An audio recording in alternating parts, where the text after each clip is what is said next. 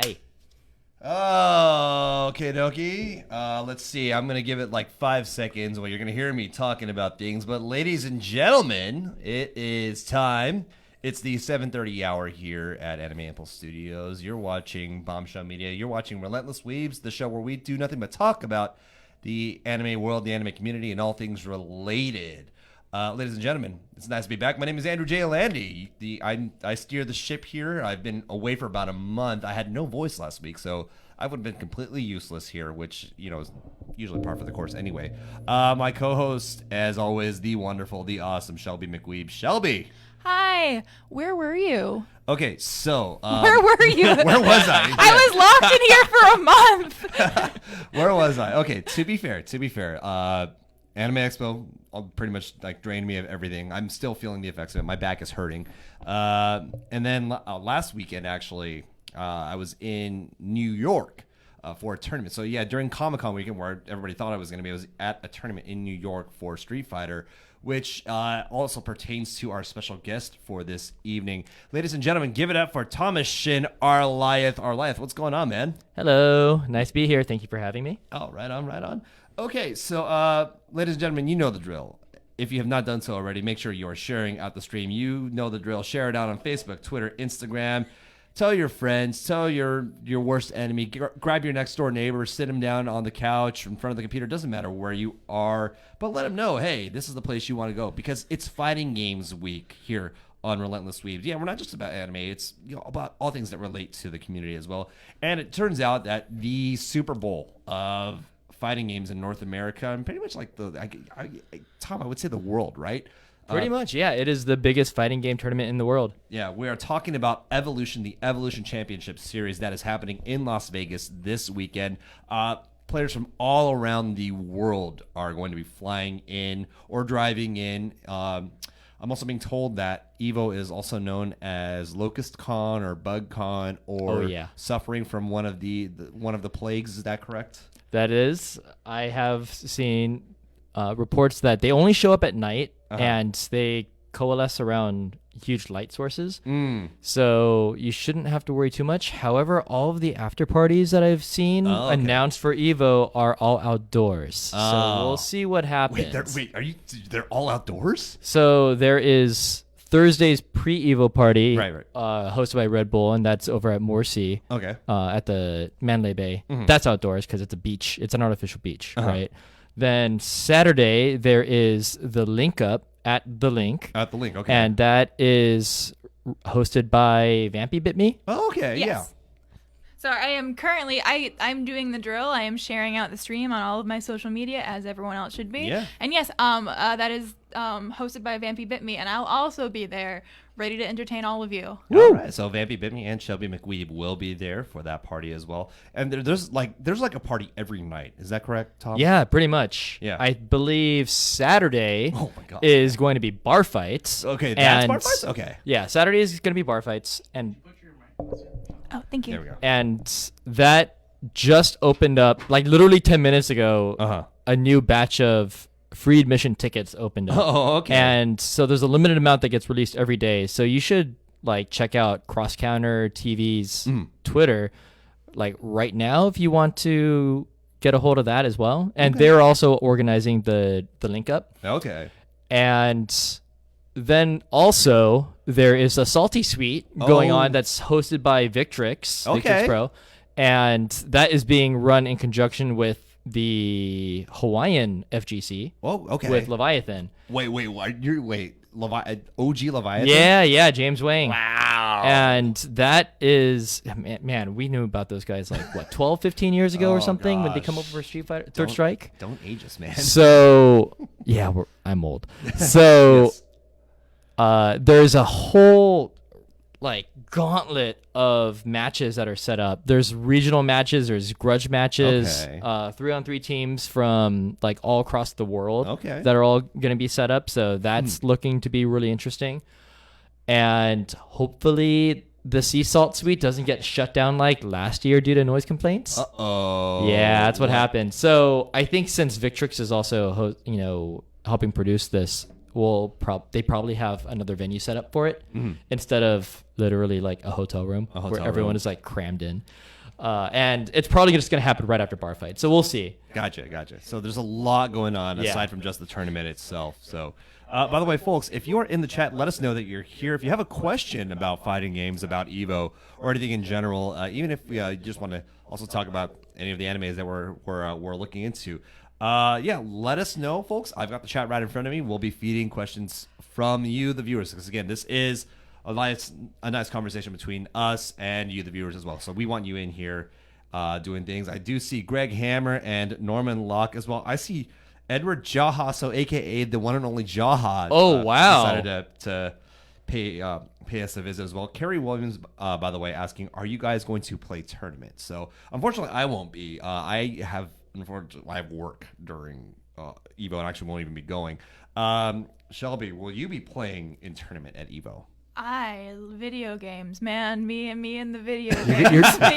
You're gonna body everybody. That's what you're there for, right? Body's good, right? Yeah. Yes. Body You body everybody. Okay, I have a question. Yes. So, I'm gonna explain my participation in this episode tonight. So Angie is good at video games that we've established. No, I'm not. I did retweet that meme about you liking Third Strike. Yes. Yes. Everybody knows I can't stop playing that game. Cannot stop playing Third Strike. Yeah. I am a little bit less experienced in the video game department.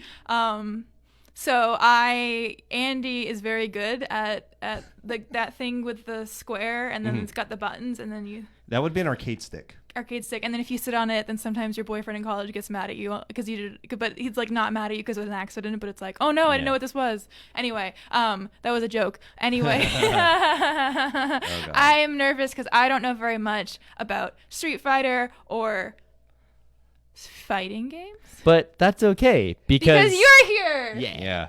And the good thing is that we can also share about the Evo experience. This is Shelby. This will be your first time going to Evo, correct? It'll be my first time going to Evo, but not my first time cosplaying Okay. at a after party, which will be really fun because I'm going to the Link Up. Hashtag Link Up. There you go. with a Q. With a Q. LINQ. Tom, I know, Arlieth, you will Free entry. You'll be competing at Evo this coming weekend. What games are you playing in? Just out of curiosity. I have Street Fighter 5 Okay, so Street Fighter and Samurai Showdown. So And just if- those two? Or- Well, there's some side community tournaments being run, maybe, Okay. by some generous volunteer who brings over, cabinets or something for it. Also, I'll enter Third Strike. I'll enter CVS too. if there's going to be, I'm pretty sure there will be a Third Strike. I have heard rumors that Let Blood Run, aka Ryan Bracamonte, may bring a Third Strike setup, and his idea is to run a Third Strike tournament at Hooters. Yes, the Hooters Cup. Oh my gosh, yes. I didn't know that this was a thing, like an established tradition, so I guess I have to do it. You pretty much have to, yes. As long as it's not on Friday, because Friday I have to judge 3 pools and play in 2 pools. So that's 10 straight hours that I'm going to be on the floor. Oh my lord. We really don't know how you do it, or how any of us do it, but that's the love of the games there. Nicely done. By the way, huge shout outs to Angela O'Hara, aka Big Sis. Hi, sister. Hank Brockhard Lugan is watching as well. Brianna DeCoster, hey, what's going on there? Hello. Let's see here. A couple of questions from the chat. Well, we got to Carrie's question about, are you guys going to play a tournament? Edgar Hernandez is asking, is Jaha still cooking with Lil B? That was a thing? What? Oh, Tom, do you know what that means? Not quite. Okay. I just assumed that whenever Jaha's involved, bodies are just going to go flying through windows. Oh, yeah, Pete. Yeah. So for those of you who don't know, Jaha's an OG. He's from like the dark ages and before of all Street Fighter. The dude is muscles. Has anyone ever played Sleeping Dogs? You ever just walk around as Wei Shen and just like, get into fights with random people in Hong Kong? Yeah, that's basically Jaha. That was literally Jaha Simulator 2.0. Okay. So that's if I wanted to become Jaha, that's fine. Yeah. Shelby, if I showed you a picture of Jaha, you would totally understand what we're talking about, but I'm not going to do that to you right now. Instead, I'm going to give you a little bit about, I want to talk to Tom about the EVO experience and what it's like to actually go to EVO as a competitor, and I guess now you're a judge as well. Tom, can you tell you've been to EVO for God knows how long now. Tell us a little bit about what it's like to be a competitor at EVO, especially you've done multiple games. Tell us what it's like when you're going there, thoughts about how you compete and your mindset going into the games. So the first thing that anyone ever thinks of themselves when going to EVO is, please God, don't let me go 0-2. Yes. Because these are double elimination tournaments, so you can lose twice before getting knocked out, right? And so going 0-2 means you've won nothing and just lost twice in a row. And that has been such a literally I think half of all players are going to go 0-2. Yeah, that's something to that degree. About right. Yes. So it's gonna happen, right? Right. But as of a couple of years ago, EVO started giving away prizes or bracelets or consolation prizes if you go 0-2. And some of the ones I've seen are so neat that I kind of want to just enter a random tournament that I'm terrible at and just go 0-2 on purpose. Didn't you do that at a different tournament? So one year they were giving away these bracelets and it literally said champions. So it's an in joke, right? So EVO one year printed out, I think it was on the badges. Yes. And it was either on the lanyards or the badges, and it was something like, tournament of champions instead of champions. Oh my and God. so it just became a running joke. So then, if you go 0-2 at EVO, you can get a champions bracelet. Oh. If you survive your pool, you get a pool survivor bracelet. And I treasure those. Okay. Because those are difficult. Depending on the pool you're at. Last year I had Tokido in my pool. Okay. He was my first match. So for those of you who are wondering, who are not privy, Tokido is arguably one of the best fighting game players in the world. He was also last year's champion. He was last year's champion. Yeah. So it's like, I just gotta play him. Yeah. By the way, huge shout outs to Weston Diaz is in the chat. I see Dustin Joseph Azure is here, as well as Anson Fung and Marcus Antonio We've got Blanco. a full house. Yeah, there's a whole slew of people that are tuned in because Arlieth is in the house, folks, ladies and gentlemen. Hello. So there's a lot of cool stuff to get at EVO, even if you don't win the grand prize. If you go 0-2 and you bite the dust. So I think all the two of us, between Arlieth and I mean, he's done his fair share of tournaments, and I've done my fair share as well. It's nerve-wracking to play at EVO. Is it not? Yeah. I have one quick correction. Yes. Tokido was the champion 2 years ago. 2 years ago. So when I fought him, he was already last year's champion. Okay. I should just clarify that. Okay. Very good. But yeah, it is a nerve-wracking experience because especially when you go against like a Japanese player who's sponsored. Yes. There's always like this media entourage, and there's just people like whispering. It's like and there's like cameras flashing in your face, and you're just like, I just want to play. I'm like, can I just get bodied in peace? Nope. Nah, it ain't like that. And then when you lose, they're just like, oh, you are very strong. Very strong. I'm like, yes. Thank you. Yes. Thank you so much. Okay, Nail yeah. you down very gently. All right, I guess I'll see you in losers bracket. Right. Or, if you were in losers bracket, well, that's my day, right? Shelby? Wait, can I start asking questions? I want to find like a good balance between the what's a video game and so what exactly, if people are going to start playing fighting games or anything like that, what is the first thing that they should play or the first thing they should do? Ooh. So first thing they should do, let's give our viewers what game, Tom, should they, if a viewer wanted to pick up fighting games in general, what's a good game for them to start with? Smash. Oh, okay. Interesting. I would actually say Smash. The thing about fighting games is that you can't really play them by yourself, right? They are inherently a social experience, right? As adversarial as the whole setup is, where there can only be one winner, and exist to beat the crap out of every other person there, you still need friends to play against. You still need to. You don't.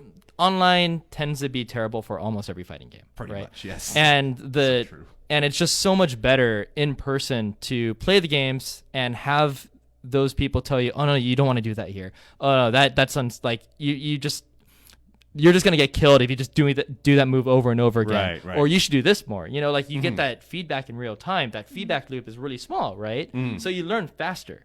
Okay. And so the best thing to do is find a game you like, right?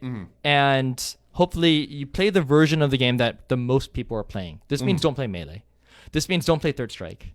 This means don't play Mortal Kombat 10. You know, you want to play the latest version of the game where there is the most, I would say, active or living scene for it. So you're calling like player saturation, basically. Yeah. Okay. And just dive in. It's social. You cannot just be a basement neckbeard that just never goes out and talks to anyone unless your name is Shazzy. But that's a different joke. I don't know who Shazzy is, but I'm sorry. Don't worry about it. He's a legend. Yes. And that's how you just get into playing fighting games. Okay. And there's always like a single player mode, like a story mode to just kind of start getting into it. But going on YouTube and figuring out, oh, this character looks really cool, and then going on YouTube and finding tutorials for that character, it's a really good thing to do. Okay. Or copying how other people play that character, because when you first start out, the best way to learn is by mirroring, right? Like that's what kids do. Like they copy dad, they copy mom. Yeah. So that's what you want to start doing is you start learning, basing your playing style on someone else. Okay. That's such a deep reply to my question. That was good. Yeah. Thank you. I have another question. When a lot of my friends in college played Street Fighter, and I would kind of make jokes like, "Oh, are you the best? You're trying to be the best?" They're like, "No, I'm just like I'm average, but I have a lot of fun doing it." What can you say about the experience of like casual fighting game people who are like just pretty much like they like tournaments, but only because they're just happy like competing, if that makes sense? Well, there's nothing wrong with that. Yeah. Support your locals. Yes. Definitely please, support your please. locals. No community can work without casual players showing up. This is very true. Period. And a lot of us have jobs, real life, families. You can't afford to sink in 6 hours a day when you also have to do everything else, right? Yeah. It's just not realistic. But those are the lifeblood of your scene. Those are the people who need to learn how to play the game in the most efficient way possible because they can't just sit in training mode for a million hours. And those are the people who, when they ask you questions, you got to be like, oh, all right, well, like you give them advice, right? You don't want to, you don't want to talk down to them. You don't want to make them feel bad because because eventually what's going to happen is they will pick a character that you might be kind of weak against. You don't have a whole lot of knowledge. And then you learn that matchup, right? And then you go to a tournament like EVO where everyone comes in around the world and there is some specialist with Blanca or Urien or Chun-Li. And you're just like, dang, like, What do I do? I'm really glad that I played all of those sets with my buddy who mains Blanca or mains Urien.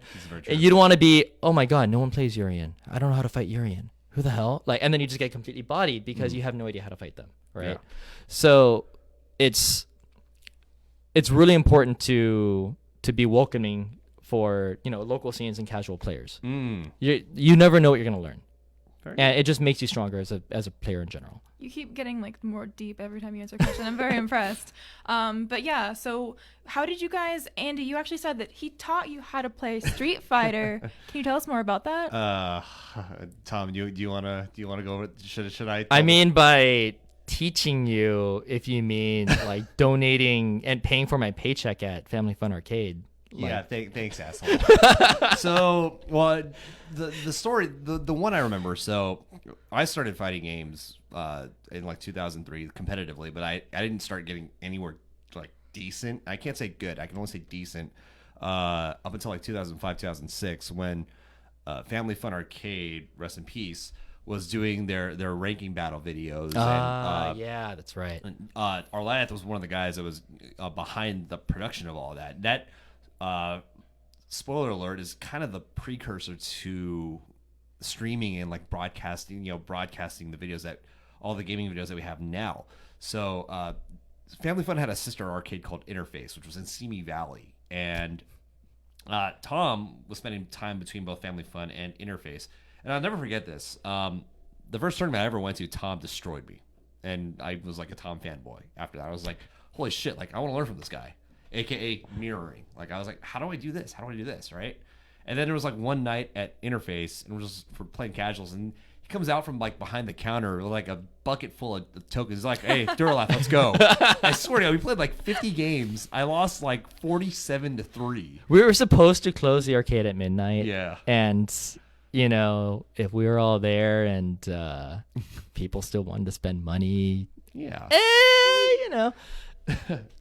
So you know, it was an experience, but that was the thing about Tom was talking about community, where you know you get to play alongside the casual players, the players that want to go progress beyond just casual. And for us, the lower folks, it's like, hey, you get a chance to play against stronger folks. That's true. Actually, there's this, I guess, democratizing force in fighting games, where all you needed, especially in the arcade, where all you needed was just a quarter. You didn't even have to have a console, right? You just had to just have a quarter, and as long as you kept winning, you stayed on the machine, right? And so that was a really, really huge motivator to get good real fast. Figure out who's good. Yep. You know, like, or character-wise, like Chris G and Justin Wong both have said, like, man, I didn't have any money. Like, I was broke, so I just had to pick the cheapest guy. And that's that's how they managed to survive in the arcades for several hours at a time without spending more than $2, right? It was a matter of survival. So I'll go through the comments because you guys telepathically communicate what you're going to talk about next. I'll go through the comments. It's mostly just ever since then, Tom and I was always little brother to Tom's big brother, if I can put it that way. But then we really started hanging out a little more in like 2009, 2010 times, after a faded trip to NorCal. What did you guys do in NorCal? That was a fun tournament. NorCal Regionals. NCR, yes. John Choi being the organizer for that. Yeah. There's a lot of history going way back. Probably like, what, 2000? Something 2001? like that, yeah. B3, B4, B5. But yeah, anyhow. You can say Andrew, a.k.a. Duralath, which is what he's known by in the Third Strike community. Yeah. He and I would just end up going to tournaments all the time. I actually dragged him out to Japan a couple years back. You're the one who dragged him to Japan. Yes. If you guys are wondering, the main reason why I made it to Japan was because of this gentleman over here. Because we had an Airbnb already. I had like a crap ton of points on my credit card. I'm just like, I'll just buy you a ticket. It was free, right? And then the Street Fighter community is amazing. Yeah, and this was for Third Strike Cooperation Cup, which is in Tokyo, 5-on-5 tournament. Yes. Right? And all the time there are fundraisers and events and stuff that happen for players that don't get the chance to go to, say, Evo or Japan and things like that. I am actually wearing a shirt right now. Oh yeah. It says very cool dog, and this was by the Reddit Street Fighter fundraiser that was bringing out Born Free, who does a lot of interviews and stuff. Yes. Jester Power from the UK, one of the best Vega players in the world, and Marine, who is a godlike Laura. And I am not ashamed to say that she bodied me 3-0 in a set. Oh, like she is actually an amazing Laura player. And she's also going to be on the Combo Queens Women of the FGC panel on Friday over at Evo, which is also being streamed by Cross Counter. And you should definitely check that out. But yeah, that's why as a community, we kind of come together and support each other and support our own, because we get better. If our friends are better at the game, we get better, right? Yeah. So that's mentality behind it. Yeah. Bodied means competed against and won, right? Yeah, just destroyed. Yeah. So owned or put in a body bag. Yeah. So she put me in a body bag. Yeah. Nice. Okay, Good. cool. Just making sure we get our vernacular. Mop the floor. Yeah. Wrecked. Yeah, wrecked. Wrecked. I like wrecked. All right. So, and another thing is, so how long specifically have you been playing fighting games? 99. Longer than some of the players have been. About 20 years, actually. 20 years. Yeah. So, what got you to start? What got me to start playing was I did used to play the original Street Fighter 2 at a 7-Eleven that I would just ride my bike to. Nice. You know. Yeah. And that's what we all did because they actually had them at liquor stores or whatnot. Yeah. And then Street Fighter 2 came out on the Super Nintendo. And looking back on it now, you're like, wow, this was not the best port. Like, the characters are tiny. There are so many properties of the game that don't quite work right compared to the original. But whatever. Who gives a shit? Right. Right? It was Street Fighter for a home console. Right. And there were turn-ins being run over at Captron that, I don't know if you remember that. No. It was an old mall store Yeah. that beyond was me. basically the GameStop of its day. Okay. And they actually held Street Fighter tournaments, at all these locations at the time. Okay. And, as a kid, like middle school or something, like that's how I got into it. But I didn't get competitively into games until like 99 when I graduated high school. So I had a car around that time, and I was able to like drive to arcades for once instead of getting driven by my mom or whatever. Or riding my bike over, for half an hour to get to the arcade. Yeah. So that meant, hey, now competitive scenes are actually accessible to me. Right. And a few years later down the road, I was like, what is this place in Southern Hills Golf Land? Oh, no. It's at a mini golf place? Why are you telling me that there are good players at this mini golf place? Why do Japanese players, why are they at this mini golf place? Oh. Do they just go like putt on like the windmill after you lose or something, or what? Right.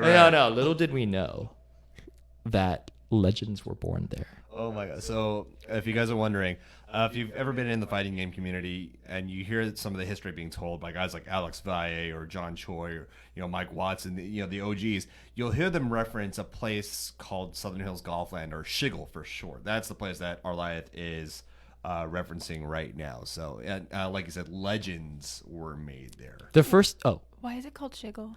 but SHGL, Southern Hills The Golfland. initials. All right. Clever.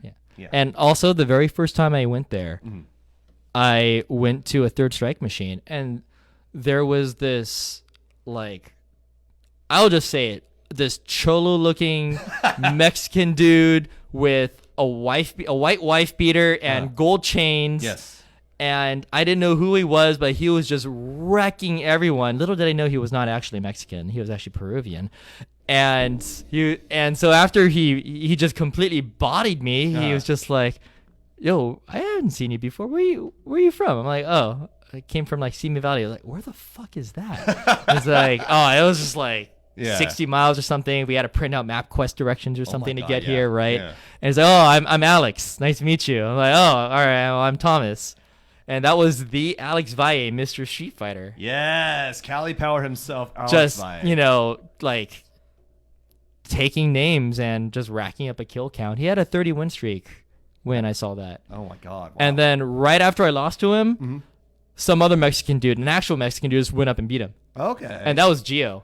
Oh, okay. So Shadow Lanes 39. They named themselves after this bowling alley in downtown East LA. No, right? that's not East LA. Oh, is it? Okay, yeah. Downtown LA. All right. That's like Koreatown-ish. Oh, okay, Yeah. okay. So yeah, a bunch of these guys had just crammed themselves into a car and come down, and they're all these Mexican guys that were literally some of the best players in the U.S. Yes, if not the world. Yeah. And I was just like, who are you guys?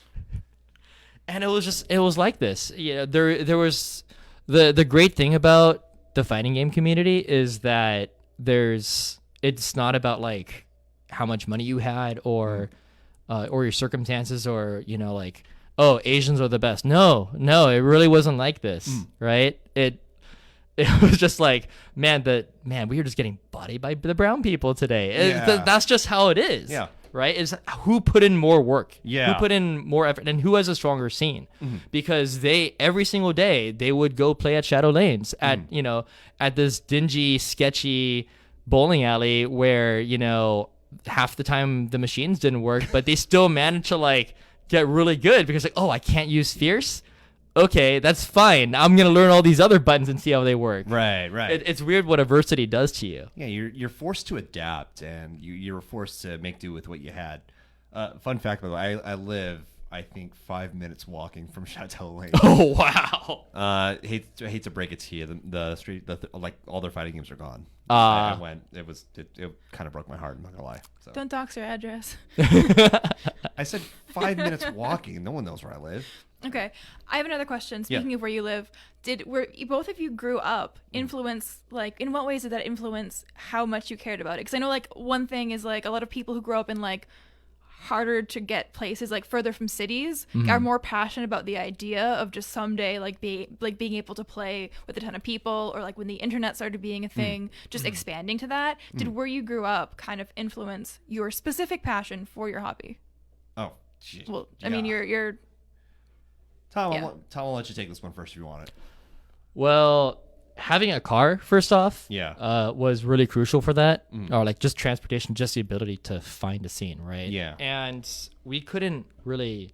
I mean, the internet was barely even a thing. Yeah. Like Yeah. 2000 was when Shuriken.com launched, right? And right before that, everyone was either doing meetups on IRC chat or IRC chat is kind of redundant, or Alt Games SF2 on Usenet. Yeah. Or people would talk shit on GameFAQs.com. GameFAQs, no. Oh my god. So, I mean, that was a thing too. But God. but it was weird because you had like these weird feudal territories online where everyone had their message boards. Yes. And people would just kind of talk shit to each other over these message boards and be like, oh, meet me at this arcade. Yeah. But other than that, you really didn't have any other way aside from just going there on a weekend night and just hoping that there were good players. And usually there were, but it wasn't very easy to go, oh, there's this random mall over in Burbank that has godlike players. Yeah. Or, there's a Regency, which is a movie theater? This movie theater has this amazing arcade with amazing players. Who would think to go to a movie theater to play Marvel? Yeah. Marvel's Capcom 2. Yeah. You don't think about those. It's not intuitive, right? Yeah. So it's also kind of a product of the era. But I think that once you hear about those places, and as long as they're within like drivable distance, and you're a really salty, sore loser, then you'll get hype. You'll get excited. Oh yeah. Wait.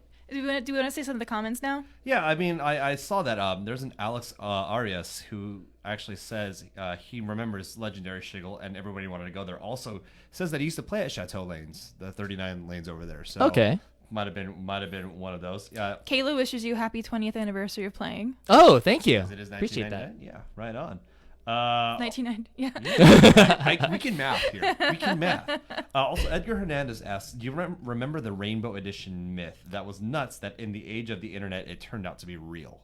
Oh, yeah. Yeah. Oh, no. I walked to a liquor store that had Rainbow Edition. Oh, God. And what's really funny is hyperfighting actually came about because of Rainbow Edition. Really? It was so Rainbow Edition was like this Chinese knockoff where people got really bored of the game, or these guys got bored of the game, and so they hacked the ROMs and started putting in their own moves. Right. So they gave Chun-Li a fireball, for example, and Dalsim could just teleport across the screen, and Guile could just throw a million sonic booms and stuff. And so what ended up happening was everyone wanted that version of Street Fighter, so Capcom was kind of forced to make hyperfighting. Really? Okay.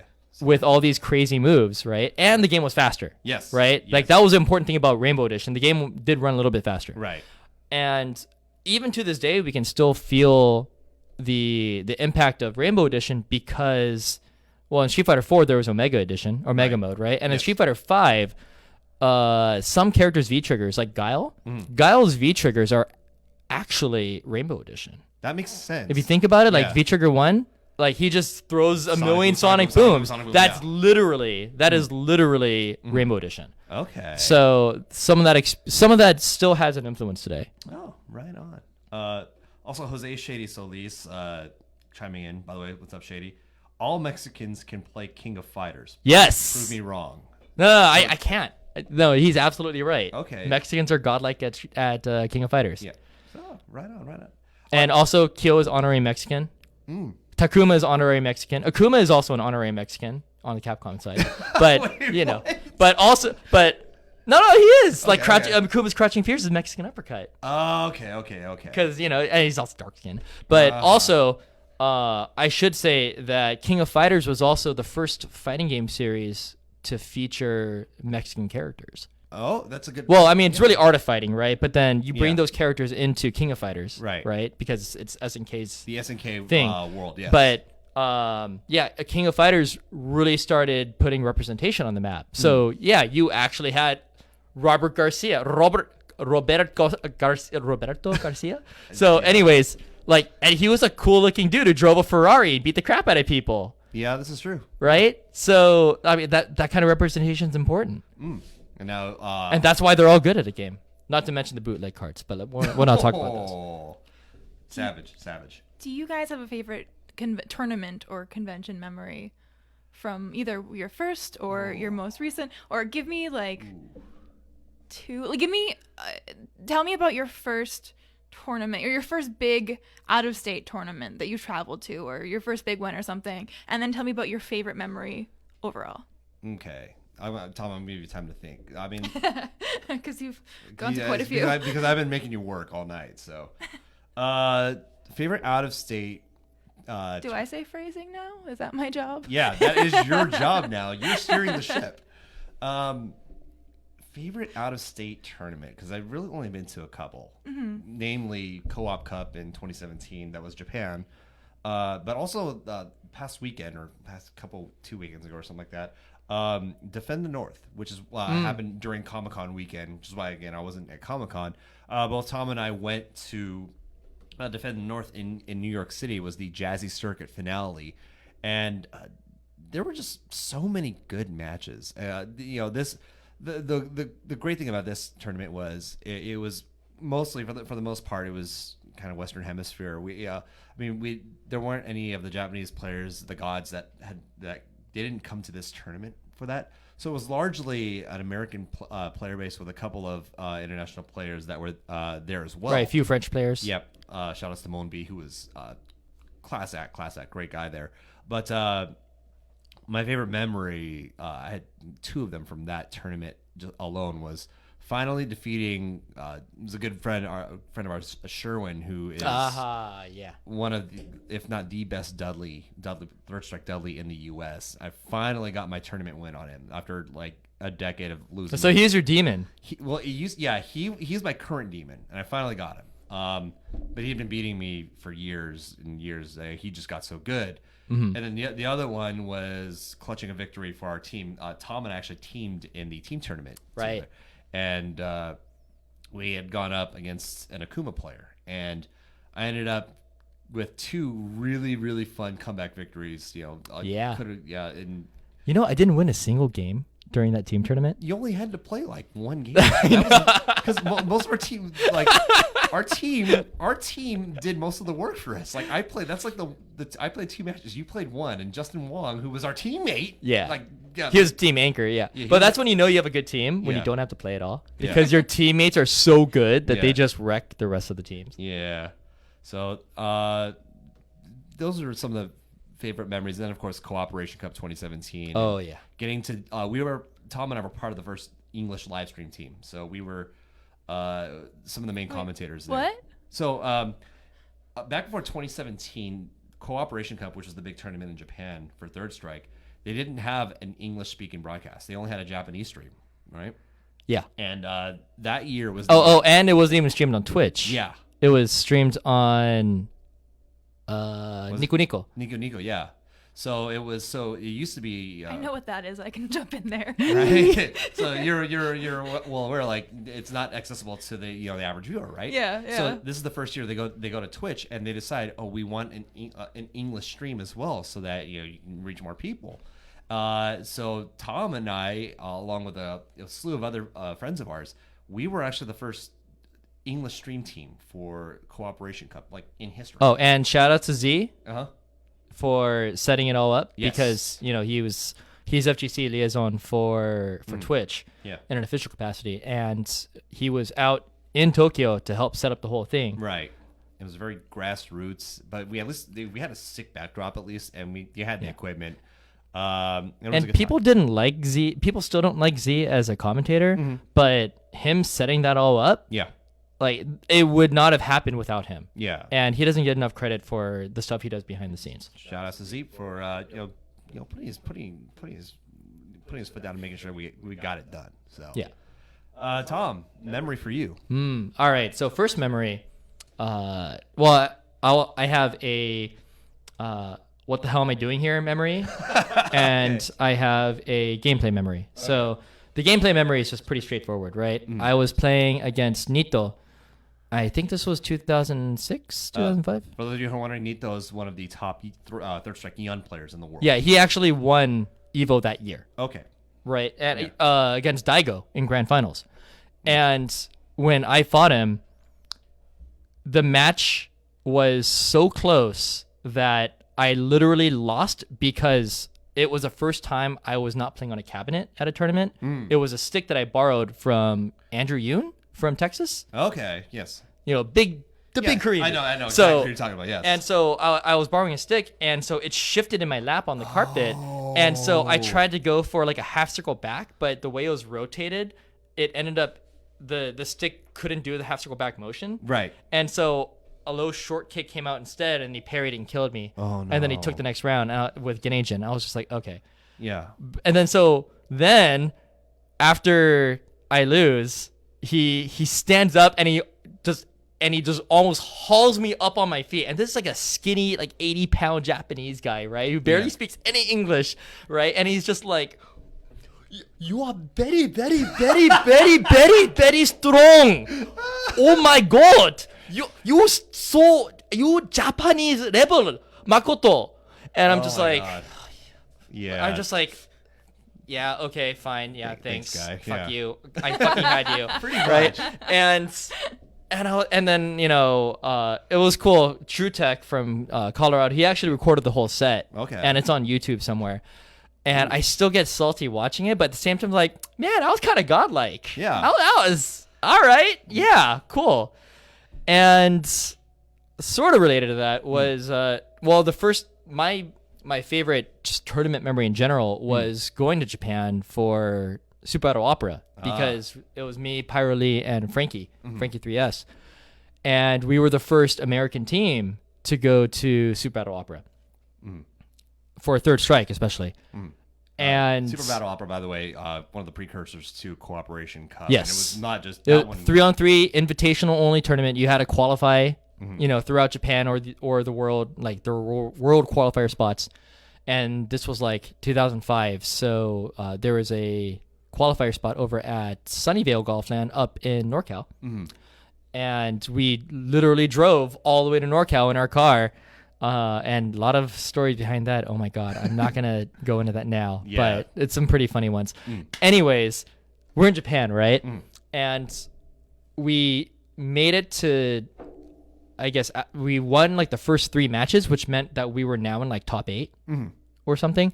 And we were brought up on stage, and we're also kind of a novelty since, we're 3 foreigners, right? Like 3 gaijin up here, yeah. right?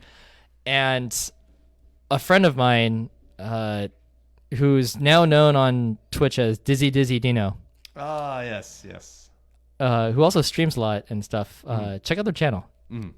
And anyways, so Dizzy is like, Tom, if you go up on stage, I don't know if you are or not, but if you go up on stage, I want you to say this phrase on camera This can't go well. to the crowd. This is not going And I'm like, okay. And he goes, and so verbatim so they asked Pyro, like, hey, so, do you have anything to say to the audience? He's like, Japan is very strong. We really like being here. Thank you. And then it goes to Frankie, and Frankie's like, yeah, what he said.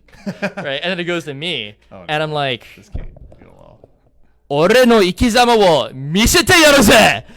And that literally means, like, we're gonna, I guess a very loose interpretation of it is we're gonna show you fucking punks how to really play this game. But it was like totally anime style. Yeah.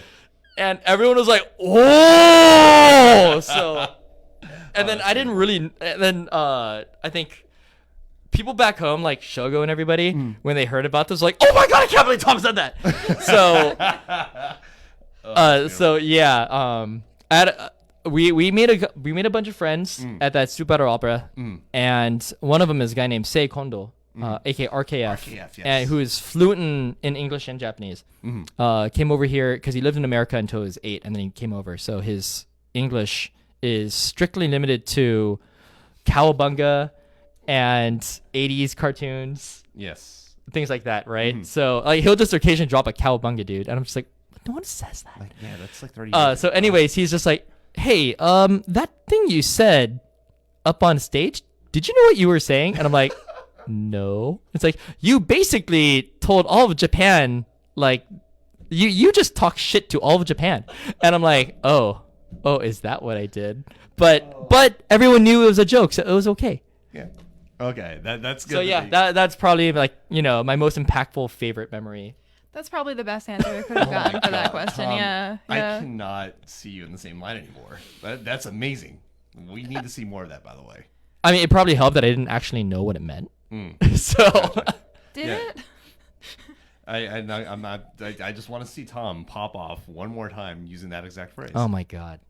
We always have live action replay on Relentless Weebs every Tuesday at 7:30 p.m. Speaking of which, before we move on, just wanted to give a quick shout out to everybody that's going out to Evo. And again, Arlieth did mention this earlier, but there are a slew of after parties that are going on after hours at Evo. One of them is the Link It's a Up. cosplay party. It is a cosplay party indeed. The Link Up, is that what it's called? Or? Yes. Yep. Okay. Link Up. LINQ up. Okay. That one's the one hosted by Vampy Bit Me. Is that correct? Yes. So Yes. I'm getting all my. I wish I had my sheet in front of me, but I'm literally going off of what I know about the event itself. No, you're right. Okay, so I'm. We'll tell you when you're wrong. We're going. Okay, that's fine. After it's recorded. Okay, yes, it will forever be. So I'm literally treading lightly here, but that's Friday night, as far as I'm told. That is at 9 p.m. to 2 a.m. 9 p.m. to 2 a.m. at the Link. So that's why it's the Link Up again. You said it is a cosplay party as well. Is that correct? Yes, it'll be a cosplay contest. Oh, so there is a contest involved. Yeah. Shelby, can you tell me? Do you know anything about the contest? Can you tell us anything about There's that? cash prizes. There's first, second, third place. Okay. And then there is lots of fun things to do, and you can actually get interviewed by me there, which is the funnest thing you can possibly do. So if you like cosplay, if you like being in Vegas at that specific time, if you like fun, then I don't know why the hell you haven't already RSVP'd on the Facebook page, which you can do at LINQ up, the cosplay link up party. Right on. And then also disclaimer, no full face makeup or no weapons based props. Okay, so just watch out for the no full face makeup and then no weapons based props. So Yeah, you guys stay home. But other than other than that, that, sounds like. Oh, there's also apparently going to be some retro grudge matches at the Link Up. Do you know? So what are these? I don't know matches? I don't know what the lineup is Okay. yet, but I imagine it's right there. Okay. So I imagine it'll be things like Alpha 3 and things Oh. like that, Sweet. or Super Turbo. I definitely foresee some Super Turbo grudge matches going back like 20 some odd years Okay. happening. So you're telling me Choi and Vi are gonna lace them up yet again, and we're gonna Or Vi and Daigo, or yeah, Daigo and Tokido, or who knows, you never know, right? That's a good point. It is the fighting game community. Yeah. Anyway. Or Mike Ross versus Skutex. Mike Ross, miss you, buddy.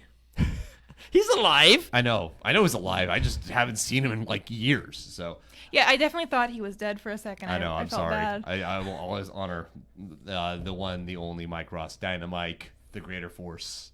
God, dude, yeah, Mike, wherever you are, miss you, buddy. If you see this video, You're doing an awful job at making him not sound dead. Like you're doing an awful job at clarifying. that's the end joke. I'm just That's fine. But folks, that's going to be again the link up. That is Friday night, 9 p.m. to 2 a.m. Again, that's happening at Evo. So if you're going, even if you're just there for the weekend, avoid the bugs and go hang out. Cosplay contest if you are interested. There are cash prizes available as well as some grudge matches. Cosplay party. Tom, also I'm curious. We've seen Evo expand from just a fighting game tournament to almost a convention type experience. I mean, it is a convention at this point. It really is. There's a lot of panels that are going on. I understand You have a panel. Yeah, you have a panel. So tell us a little bit about that too. So there are a lot of panels. I'd like to highlight them before talking about my own. So there's the Women in the FGC panel. That's hosted by Carolyn Dow, who works at Capcom now. Actually, she's an awesome person. She is basically like FGC mom. Yes, at this point, like truly, like actually Street Fighter mom. And there is also Brawly Legs has a panel, and Brawly Legs is a man who literally plays with his face. Yes, this is true. I forget exactly what condition he has, whether it was cerebral palsy or something, but he plays by lying down, and then he's got the pad, and he just literally uses like his mouth and cheek muscles and stuff to manipulate the pad, and he's good. Like I've lost to him in sets before. It's like kind of humbling, to be honest. And he's just like, I literally just owned you with my face. I just rolled my face all over these buttons, and you're free. You're free. He talks so much shit. It's amazing. Like I get hype thinking about him in a match, and he just like when he wins, like he pops off. Like his little body has so much hype in it. He just pops off like you wouldn't believe. Like, yeah, bitch, yeah, I just fucking tongued you all over. Like, oh my god, stop, please. Oh no, Michael, please. So yes, so he's got a panel, right? So you're already hyped for that one, right? Yes. And then there's also Jackie Manor. She's got a panel on how to acquire sponsorships.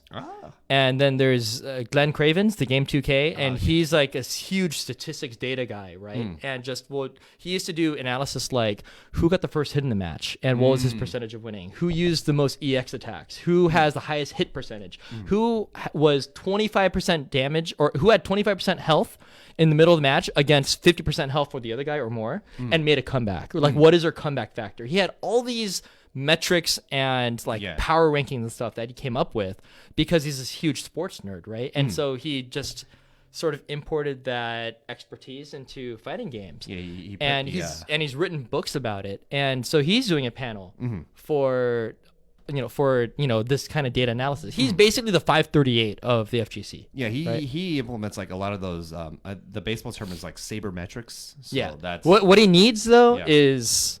And not as a slight to him, but I think would level up his game is better visualization of those metrics, right? Because that's what really sells you is seeing like really awesome charts and maps and plots and going like, oh, okay, you can see the data of why Tokido is just a more consistent player than say Fudo or whatever, right? Okay. And then there's my panel, which is called something like, how to learn frame data and hitboxes in order to beat your friends. Right? I had to kind of like sell it on that personal level. Like, why would you? Oh, because I'm salty and I'm a sore loser. I'm tired of I'm tired of losing to my friends. Right. Right. And you want to attend my panel because your time is valuable. You don't want to spend a million years in training mode just testing moves out to see what works when you could just look at a chart and go like, oh, okay, I just narrowed down 80 possibilities down to like 10, right? That already saves you a whole crap ton of time, right? Your time is valuable. Yes. And you hate losing, right? That's what it's really all about. Yep. And so if you attend my panel, you will crush your enemies, see them different before you, and hear the lamentations of their sponsors. Oh, that's swerve there. That's swerve. Because hopefully you can beat some pros doing this, right?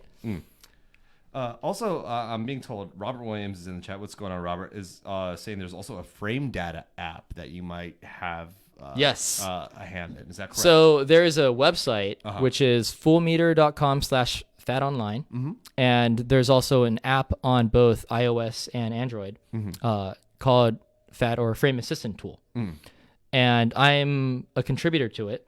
And there's also a guy named Hatson over in, I want to say Iceland or something. Wow, Iceland. He's way the hell out in Scandinavia somewhere, and he's probably done.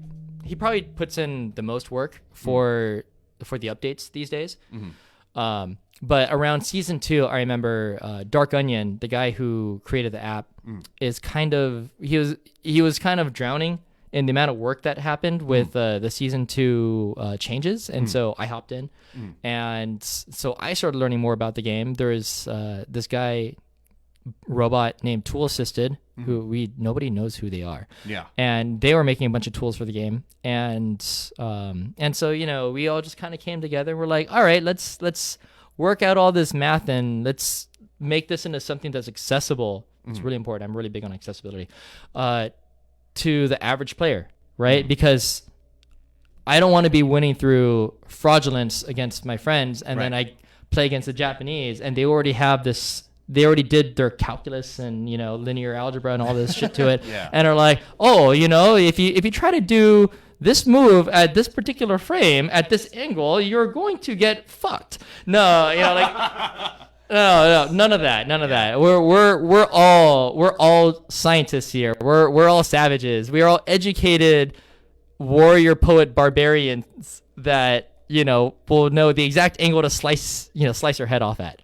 So yeah, download that app. Check out Frame Assistant Tool, FAT. There's also an online tool called SFV Sim, which was made by a gentleman by the name of Loic Petit. I believe is how you say his name, also known as Wydd, WYDD on Twitter. And he's a PhD in computer science, and he literally reverse engineered Street Fighter and made a simulation engine which allows you to plug in moves and positions and XY coordinates and statuses and shit, and create scenarios which play out with all of the hitboxes, the underlying logic of the game, and go, what would happen if this or that happened, right? And you can it's so exact that you can even have a character delay their input by exactly like 40 frames or 42 frames. Okay. And it's a really good tool.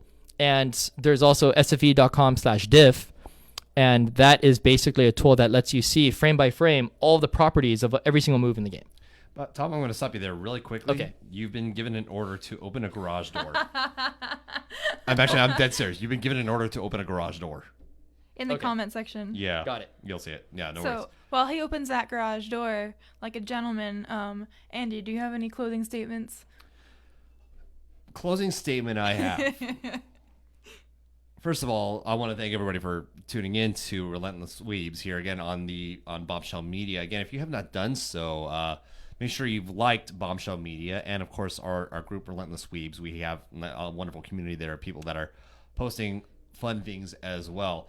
And our fan page we're trying to build once we get stuff. Yes. One thing here, folks, if you like anything in fighting games, it doesn't matter. Don't worry about, one of the big things I always say is that play what you like and play who you like. That's usually the big thing. A lot of people want to win and they just play it to win. That's fine, but one of the big things that as a fighting game player I always espouse is you got to love what you're doing. And that's the reason why I still play Third Strike, is I fucking love playing Third Strike. I can't stop playing the game. Like, I haven't played all day today, and my hands are twitching because I haven't played yet. Need your fix? Yeah, I do. I do need my fix. That's the thing. But the game, I found my enjoyment out of it, and I've played almost every damn character in that game, and let's switch it up a bit. But the thing is, I play what I love, and yeah, I could. I dabbled in SF4, and I still try to dabble in SF5, and I'm terrible at that game. But I still play it because I genuinely love it. So when it comes down to it, if you want to play a fighting game, if you're ever considering playing it, just do it and play what you love. So it doesn't matter if it's like Street Fighter 5 or Mortal Kombat or like King of Fighters, Guilty Gear, or Unist it's Unist now, right? Not Yeah. Uniel. Okay. It is Or Eunice. Smash. Or Smash, yeah. Yeah. One of the questions that we actually did had earlier, I didn't get to address it. Do we consider Smash a fighting game, a party game, both, neither? What does It is absolutely a fighting game It is. Okay. Very by good. far. Oh. Okay. So you heard it here from top player Arlieth. Smash is a fighting game. Very good. Right on. So I would actually challenge them to explain to me why Smash would not be a fighting game, I think right? the argument is usually it's not a traditional fighting game in the sense of life bars don't work like they would in, let's say, Street Fighter or Sure. a Mortal Kombat, and But those are elements. it's elements. So, but you're saying at the core of it, it's a fighting game. So Yeah. we'll go with that. Perfect. Right on. Let's see here. Just a couple things I want to look in the chat before we go. Anthony Wen says, "Play Sam Show." Sam Show's fun. Sam Show's good. No, but Anthony Wen just said, "Play Sam Show, guys. It's a good game." There are parries. Oh gosh. So you'll hear us often say, "Play Third Strike. It's a good game." It's this meme from. Oh, I'm sorry. Yes. The No. Richie comment was very funny. Oh, I'm aware. Don't worry. We're gonna talk about that in a second. Play Third Strike. It's a good game. That was at that NorCal tournament that Tom and I both went to in 2009. One of our friends had a very fun, spirited tirade, spirited in quotation marks, and the closing argument he gave was, "Play Third Strike. It's a good game." Names. I'm saving names to protect the innocent right now. but He might have also been like 8 drinks under. I said, Oh, that was also the year that 4 Loko came out. I said spirited. Damn it! I was trying to. Okay, yes. Spirited. Yes, he was drunk. Okay, we're gonna go with that. But Anthony, who was there that Anthony was there that weekend, and he knows the reference. But whatever it is, guys, play your game. It's a good game no matter what. So, and yes, Sam Show is indeed a good game. So, Tom, before we get any more closing statements, I'm gonna ask you one question. In terms of Evo, what do you think is going to be Smash aside, because I know Smash always draws its viewers. What do you think will be?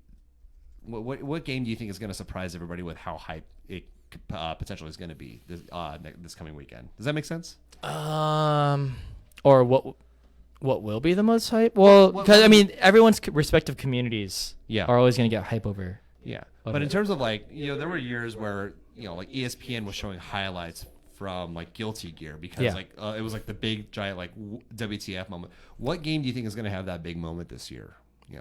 Most notable. I already have an answer. Okay, but what do you think? What do you think it's going to be? Man, that's tough. I don't know yet. I was gonna say Sam Show is gonna shock everybody because we're gonna see some ridiculous stuff because Sam Show's got all that hype, but also Sam Show's a very I feel it's technical in a way that to the casual viewer it might not be as appealing. That's what I'm really worried about. So, my answer yeah is Tekken. It's gonna be Tekken. Okay, I like that. Tekken is going to be the most fucking hype. You're gonna see some good ass Tekken. Yes. All right. That is actually Yes. that is a trademarked phrase now in the community. Yes. You're gonna see some good ass Tekken, and you're gonna see Japanese, Koreans, Americans, Pakistan. They're all gonna get cooked. They're gonna get cooked. Yo, Pakistan. Shout out to Arslan Ash, who managed to make it out to Evo from Pakistan, Lahore, Pakistan, who has like one of the craziest sleeper communities in the world for this game. Like boarding fulls. Yes. In Korea and Japan. Yes. Like went to Evo Japan, literally won it after flying or traveling for 36 hours or some crazy shit because he had like visa problems and all this other stuff and had to bounce around. But yeah, like Arslan Ash, he also managed to get over here with the help of Sherry Jennings and eFight Pass. Oh yes. And Sherry Jennings also qualified to be in Street Fighter League for season 2. Congratulations. So, and she's also, I believe, going to be part of the Women in FGC panel. So if anyone wants to tell me that this Women in FGC panel is going to be like boring, industry, uninteresting, or has no relevance to the FGC, you are seeing some of the best players in the world competing at Evo thanks to some of the people that are going to be on that panel. That is a very true point. Yes. So, Evo. Weekend. All right, I got to calm down. Yeah. It just goes to show you cannot contain the excitement for Evo, and you see Arlieth is ready. I'm ready to spectate from the sidelines because I have too many rehearsals and too much work this weekend. And Shelby will be there as well. I'm at the cosplay party. Hey. Cosplay party, link up. So I guess we got to close it out now. So again, folks, got to give you all a huge thank you for tuning in. Everybody, love you guys very much. Even if they didn't say so, they said so with the comments. Also, Richie said garage door got bodied live. Garage door bodied Tom live. Tom live on stream. I You saw it fixed here, it. everyone. I fixed it. That's a 10-0 matchup, Tom. In the words of the fighting game community, stay free. That's one of the very, very fun terms that we've all the terminology stay free, aka like you're an easy matchup, so stay free. Again, huge shout out to everybody who has tuned in. Thank you so much for joining us here for this edition of Relentless Weebs. Again, we are every Tuesday 7:30 p.m. Pacific time. Tom, before I forget, where should the people be following you on social media? Best one is Twitter. So Arlieth on Twitter. Arlieth. Okay, so Arlieth. It's in the description. It is in the description. So Arlieth. Is that correct? Yep. Yes. So Arlieth on Twitter. You can follow him. A lot of good information on there, especially for fighting games. Ask him a question. He's got the tech. He's a tech monster, and he can definitely answer your questions for you. Is that right, Tom? Yeah, and also my panel is at 12 p.m. on Saturday. Mm-hmm.